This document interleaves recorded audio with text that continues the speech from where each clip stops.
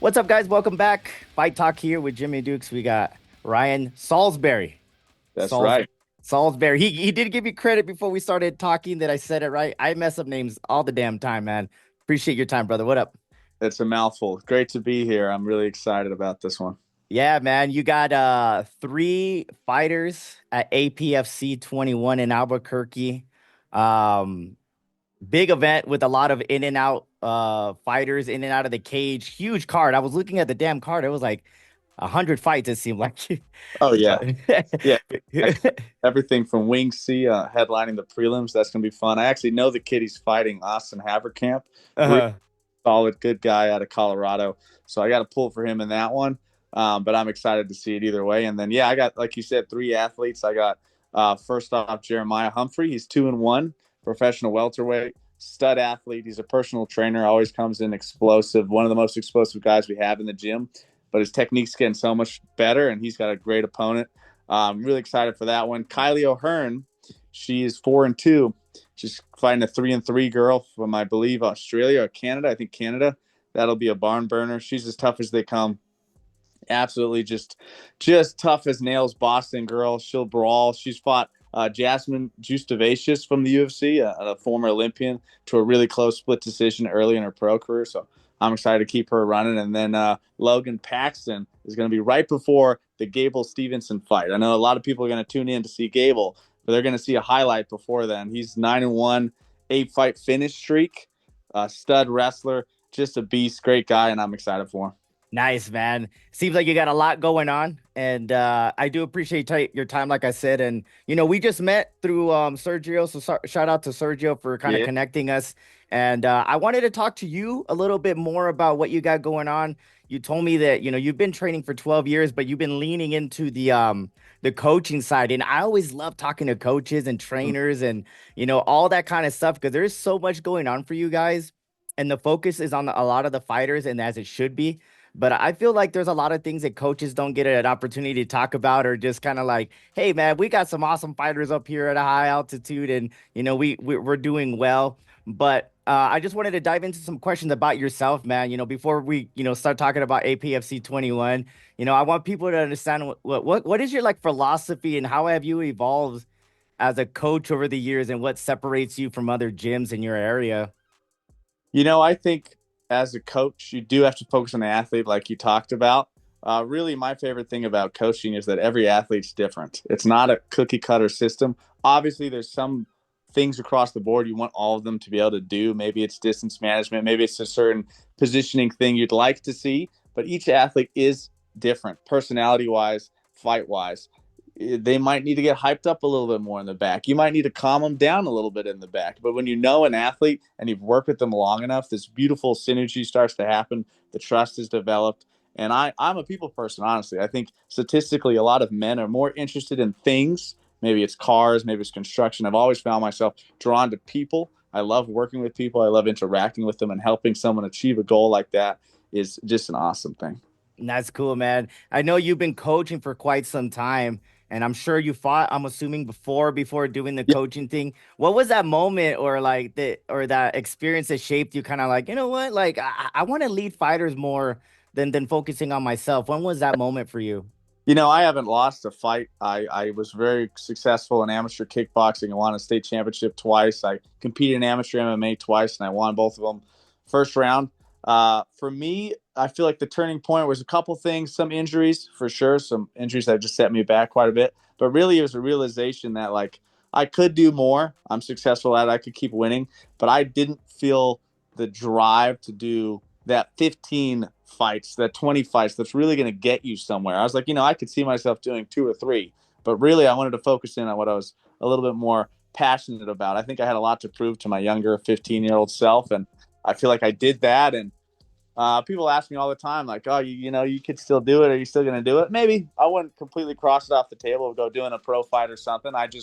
I realized I wasn't in this to do, like I said, all the way to the top 15, 20 camps and the injuries and everything else that comes with that. So I feel like it was my duty, and just felt right to double down on what I was really passionate about.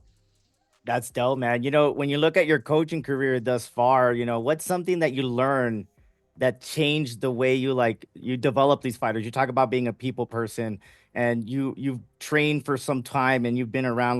What changed the way you develop fighters over the years?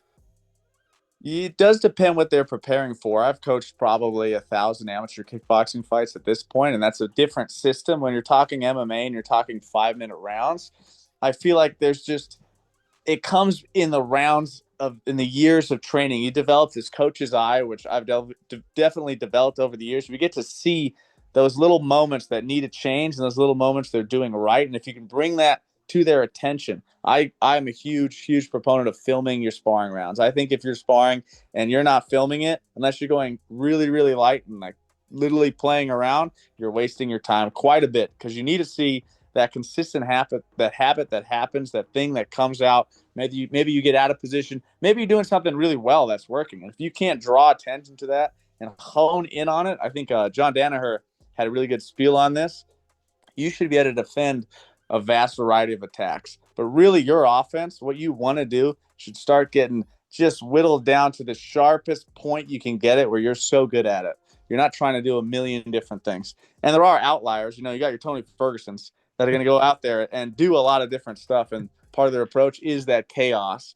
But for most athletes, it's just that honing in process and finding what really works for them, what their game is, and then refining it and developing it. Yeah, man. I love that because there's so much that goes on. How do you feel like you tailor your coaching style per fighter? Like obviously each individual is different, how you said, what does like Kaylee need compared to what Jeremiah or Logan, Right. It just Right. like I'm fortunate to be around a lot of coaches, and you guys are a coach, a father, a psychiatrist, so that, what I mean? You're always kind of steering them in the right way. How do you deal with the different personalities? I think as my own personality, I'm pretty good at staying calm under pressure, and I don't get dragged into drama, and I'm not easily upset, and I don't take things personally. And that's how I can deal with as many people as I do and juggle the personalities and try to be in tune to what they need and what I need to push. And if I need to pull back a little bit, or if I really need to hold on to a subject that I firmly believe in it, trusting yourself, that kind of thing. As far as tailoring it as well, I am a huge proponent of watching tape on opponents. I think it's vastly underutilized. If you look at any NFL team, they're breaking down tape, they're watching tape. And so many of these fighters, frankly, they show up, they don't have the team, they don't have a group of coaches. Maybe they got one guy, they're working with, and they show up and wing it instead of dedicating weeks of time to what does this guy actually do? Let's watch his film. Let's see how he reacts. Let's see his pattern. And how do we want to react to that? What do we want to bring to the table? And then just like I said, having that team. So many MMA fighters show up, they ask their a week before they fight, they ask the coach to come coach them. You know what I mean? Instead of taking it seriously, the guys Yeah. up have a squad. They got 3, 4 guys they're working with consistently that have eyes on them, and they're developing that relationship over years, so it's ready when they get to the big show. Yeah, man, I love that. All those key ingredients kind of like help the success rate of somebody compared to not. But enough about you. We don't care about you anymore. Let's get into your fighters. You know what I Yes, mean? sir. And let's start off ladies first with Kaylee. Kylie. Yeah, Kylie. I'm sorry, Kylie. In her growth so far in these past camps, what could fans expect from her? There's not so many women in MMA. What makes her stand out, and what do you want fans to know about your fighter going in this weekend? She's incredibly tough, and it's one of those things where as a coach sometimes you need to look at your person you're dealing with, and you need to kind of put them in a little bit of a box, or at least figure out what drives them and how they are. Some people are martial artists, and that's how they approach it. Some people are athletes, maybe they played basketball before this, and they just want to win. Some people are fighters, and they want to get in there and fight. They want to really take it to their opponent, make this ugly, make it a tired affair, and push their opponent and try to break them. And Kylie's absolutely a fighter. She's got nasty jiu-jitsu. She's technical. I'm not saying she's not, but Yeah, she's a fighter. I don't think she's content to sit back and win rounds and, kind of coast and win a decision. Whereas if you have an athlete, they might be just fine with that. 30-27 Islam Makhachev style, just win. But she's not that person. So it's honing in that aggression that she has, that tendency to just be tough and gritty and push, and just making it sharper, just yeah. making it be the best version safely, ideally. She's fine with taking some shots. She really is. But the sharper she is, and she's finding out how much of an athlete she still is, and I think she's tapping into that side, and she doesn't have to just win on grit. She absolutely has both sides. Yeah, I love you saying that because like I've followed, UFC for years, but like being embedded into the community now in the Southwest, I like that you said that because there's guys that are athletes that have like they're athletic, they need a game plan, blah blah blah. What's the least resistance path to victory? Right. And there's guys that are like, I'm gonna knock him out. I'm going to finish him. Like Right. they don't care. Like that mindset. I like how you said that because I'm learning as just being Joe Blow off the couch, following for years, and then just being around, these folks that are pushing this. I'm learning so much about them and what drives them and things like that. So the fact that you brought that up is cool, man.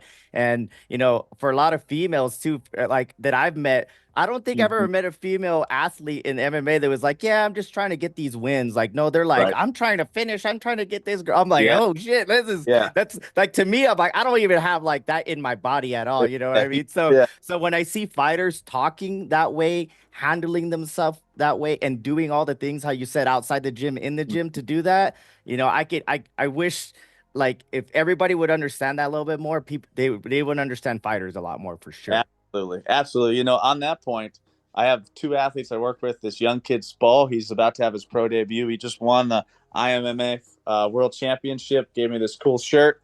But he's a studious guy. He's like very put together. I consider him very, very just put together is the right word to say it. And he fights like that. He fights super clean and efficient, still aggressive, but to his personality. Yeah. And then this last guy I have in the card, Logan Paxton, he's an animal.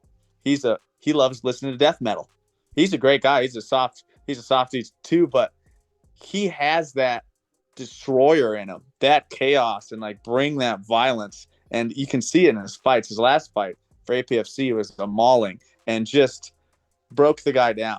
Finished with an elbow knockout eventually. So the personality absolutely spills over into the fight itself, into their fight style, all that kind of stuff. And as a coach, to know yourself is more important, but to know your athlete is absolutely critical. Nice, man. Moving down from Kylie, let's jump on Jeremiah. I know he's still early in his career. If I'm not mistaken, he's 2-1. That's right. Yeah. What's the biggest improvement he's been making now that he's got, this groove going? You've been working with it some time, Right. Let's talk about him a little bit.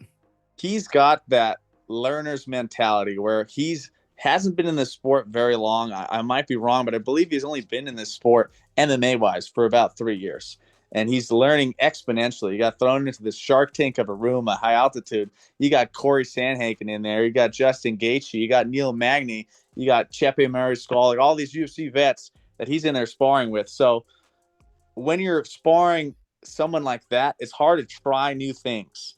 You're kind of fighting on instinct. And now he's developing intentions and just sharpening his game and really finding out how he wants to perform more than how he needs to perform in that moment because it's go time.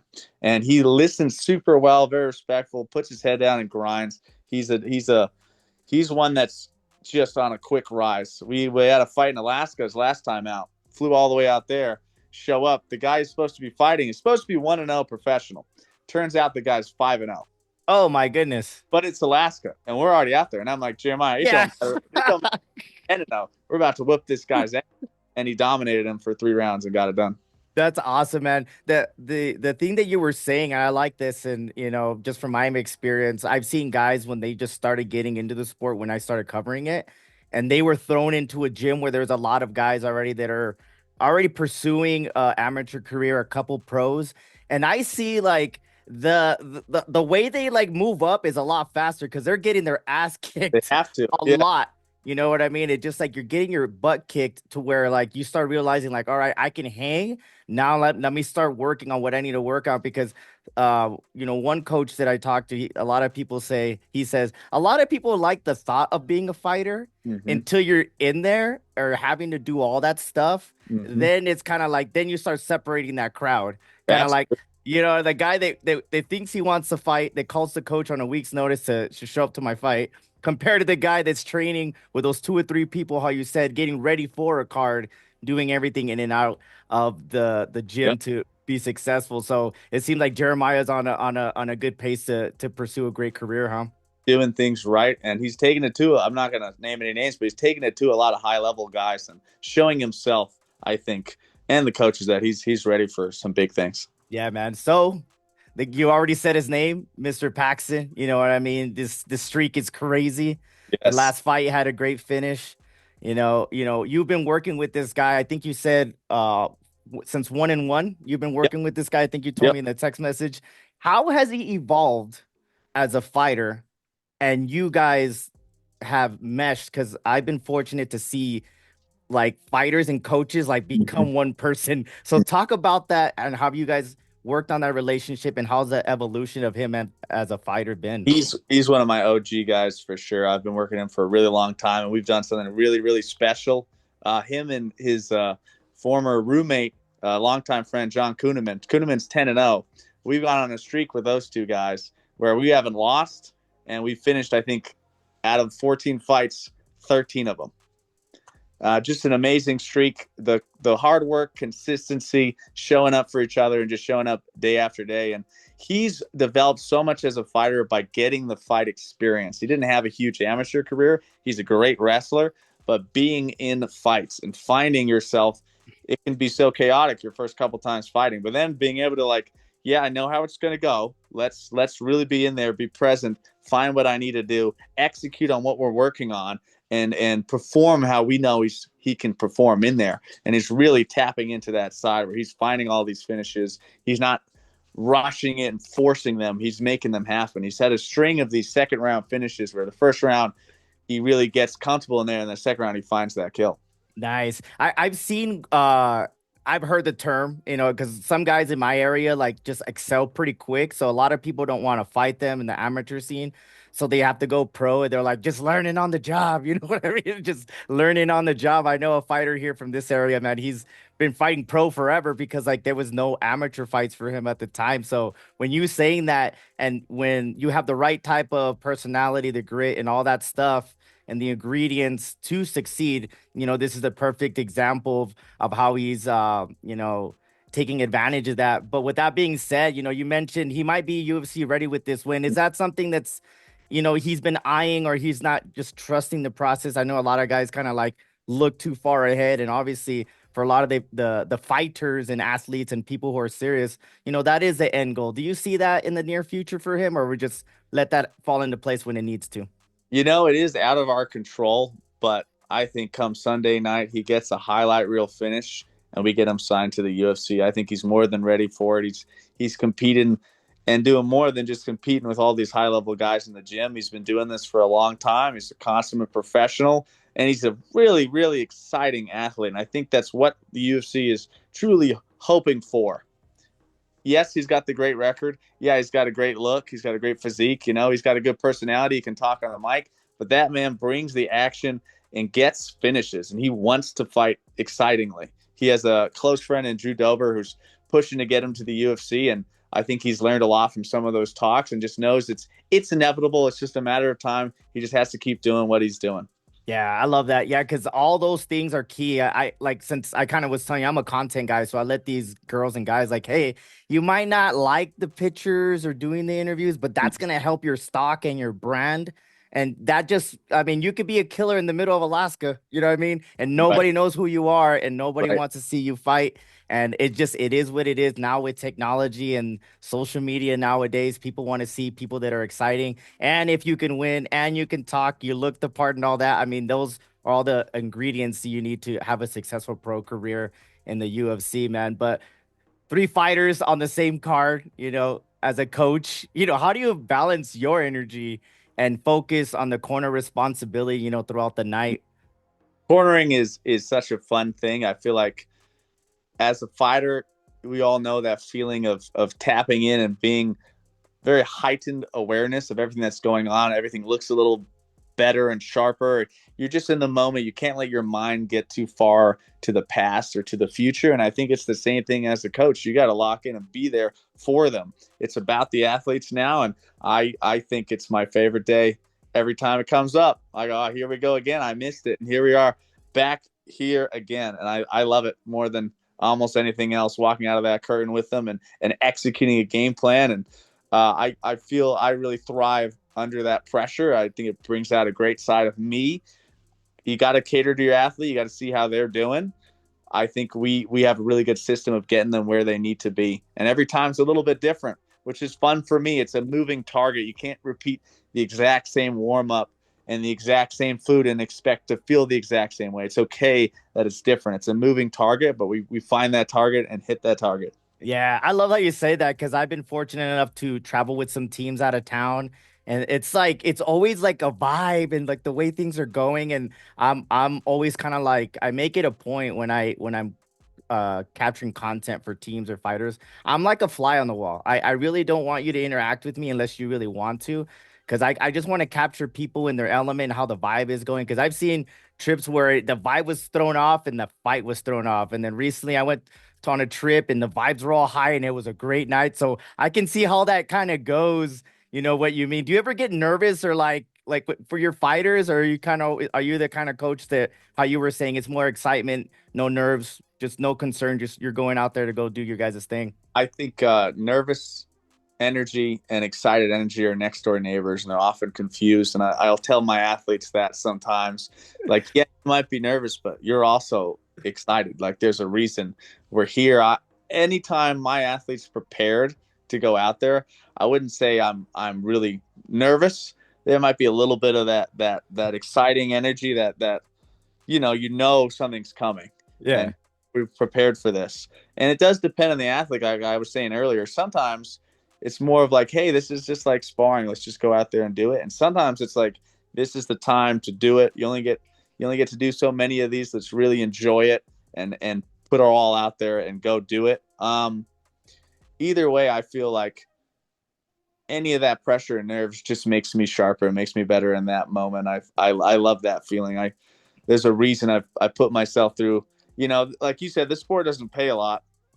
Driving out to shitty ass venues on the weekends. This is a greater venue. This is a really nice show, but I've done so many, drive up, coach a jiu-jitsu tournament, coach some guy for a kickboxing fight for free, so many times in my life. So it's all worth it. Yeah, man. I always like to give the coaches and the right promoters their flowers because you guys are providing opportunity and helping people chase their dreams that might be coming into this. But what does a successful night look like for you guys at APFC 21 this weekend? Not in terms of just winning, but like performance wise.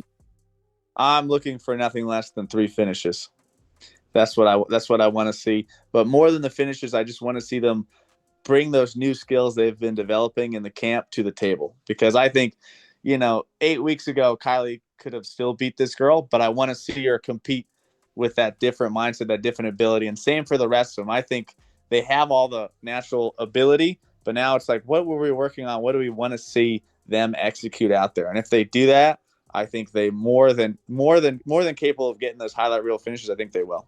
Nice, nice. When people are watching your fighters on Sunday, what's the message that you want to send about your team, about your gym, and what you guys have been building up there? It's been a world class gym for a really, really long time. I would say, just as my own personal message, my goal in this sport is to have world champions. I'm still very young in this game. I'm 27. I could do this for 15 more years, but you only get so many. What's the right word? Like when you're a farmer, you get so many crops. You get Yeah, so many generations of fighters to bring up. And if you look back at old training footages at like TriStar or some of these huge meccas of MMA, you will see team photos and you can see maybe 5 out of 10 of them that made it. yeah, 2 out of 10 of them that made it. And you're like, oh, I recognize his face in that photo. And some of them you don't. And I feel like there's that crew at every single gym. And then, frankly, that's okay. But yeah. as a coach, you start to realize which ones can make it, and you start to align yourself with the ones that really, really want to do this shit. You know what I mean? And have that ability. And I tell these guys all the time, like, it's within reach. It's so close. I've had Yeah. a guy fight for a world title in PFL, Justin Wetzel, got in on short notice, had to fight a 17-1 Russian and beat him and got into the tournament. And opportunities right there. You put yourself in the right position, and you can change your life overnight. And I think these guys are more than capable if they wanted to be at that highest level. Yeah, man, I love hearing that because I just from my small experience that I've seen a lot of those girls and guys that are doing all the things they need to be outside, even with no fight scheduled. You know what Mm-hmm. I mean?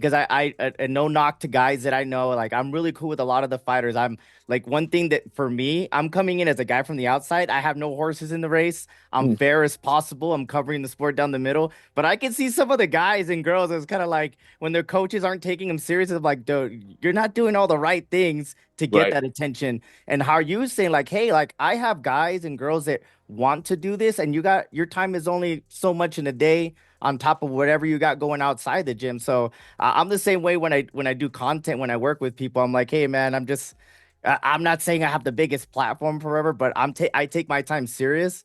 And when Mm-hmm. we do something together, I want to be worthwhile for both sides. So I see that unfortunately where a lot of people like the fight, like the thought of being a fighter, and then just start falling off. You know, and it is what it is. Life goes. There's different things going on, but yeah, it's a small percentage, right? It really is. It really is. But well, you're a consummate professional. It comes through. You have a really good thing going on. I can't wait to see it build. You can be the next Errol Helwani one day. We'll see, man. I've been fortunate to work with a lot of great people, man, and just meeting people like you that are in the game and have been around the game and so welcoming. Like, you don't know who I am, and I know I didn't know who you were, but the fact that you took some time and looked me up and vice versa to talk about what you guys got going on and your fighters for this weekend. I wish you guys the best, man. But with that being said, any last words, any shout outs, anything you want to get off your chest, brother? Just everyone that's been grinding for years. If you really want this stuff, I think really good things happen 10 years in. Dang, 10. That's so crazy. I love that. I love that. I That's love that. I a, love that. that's a long That's fucking true. time. Yeah, Part of it my life. is, man. Because if it was easy, man, like I try to pull myself back because like I'm getting into videography and photography and get to know people. I'm like, I'm only doing this for a year and a half. I'd be so pissed if I was somebody that's been doing it for a while and just like this person passes me because like I was like, what the hell, So I totally understand. Like if it was easy, even for me, I get a lot of props for what I do because it's all my own time and things like Right. that. But I enjoy doing it. I want to do it. So I appreciate the kind words, brother, for sure, man. Absolutely. Thanks Yeah, for man. great Yeah, time. for sure. It's going down APFC, Albuquerque, New Mexico. We got Ryan with three guys, Let's go. three people fighting down there, man. I wish you guys the best and a safe travel down there, man. And thank you so much for your time, brother, for sure. Three finishes, baby. Let's get it on the other side. Take Yeah, man. Hell yeah. I look forward to maybe meeting you one day, man. We'll keep in Oh, for touch, sure. man. For sure, man. But you guys keep up with us. Speaking to all type of people in the combat sports world, mainly in the Southwest for events. But until next time, we'll see you guys at the fights. Peace. Peace.